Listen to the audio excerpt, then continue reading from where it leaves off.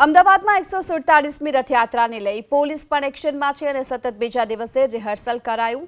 18 કિલોમીટરના રૂટ પર રિહર્સલ કરવામાં આવ્યું છે તો રથયાત્રામાં પોલીસ અધિકારીઓ, અર્ધસૈનિક દળ, પોલીસ કોન્સ્ટેબલ, વિવિધ એજન્સી, હોમગાર્ડ મળીને 23,000થી વધુ પોલીસ કર્મચારીઓ રથયાત્રાના બંદોબસ્તમાં જોડાશે। રથયાત્રાના રોડ પર મહત્તમ હિસ્સામાં સીસીટીવી ફૂટેજ લગાવવાની કામગીરી પૂરી કરાઈ। સીસીટીવી ફૂટેજનું સીધું live streaming police control, DG office, AMC control room અને મુખ્યમંત્રી કાર્યાલયમાં કરવામાં આવશે।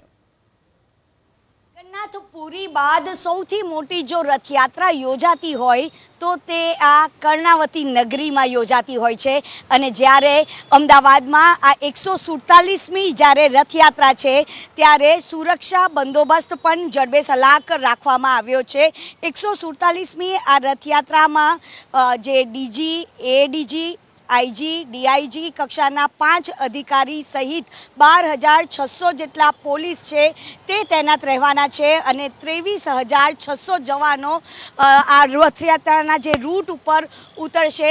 કારણ કે જ્યારે મોટી સંખ્યામાં ભક્તો જોડાતા હોય ત્યારે કોઈ અનિચ્છનીય બનાવ ન બને તેના માટે અહીં જે રથયાત્રા એટલે કે જમાલપુરથી લઈને સરસપુર અને ત્યારબાદ નીજ મંદિર સુધી જે પોલીસનો જે ચુસ્ત બંદોબસ્ત છે તે ખડકી દેવામાં આવ્યો છે। આ સિવાય શહેરના 286 જે પીઆઈ છે તે પણ તૈનાત રહેવાના છે। ચેતક કમાન્ડોની 3 હિટ ટીમ પણ હાજર રહેશે અને કુલ થઈને 23,600 જેટલા જવાનો છે તે રથયાત્રાના રૂટ પર રહેવાના છે। સતત અહીંયા આગળ જે પોલીસ જવાનો છે તે રિહર્સલ કરી રહ્યા છે। જોકે નીજ મંદિરથી લઈને અને સરસપુર જઈને અને પરત અહીંયા આગળ ફરવાના છે કારણ કે જેટલા પણ જે સેન્સિટિવ જે વિસ્તાર હોય, જે સંવેદનશીલ વિસ્તાર હોય ત્યાં આગળ પણ પોલીસનો ચુસ્ત બંદોબસ્ત હશે।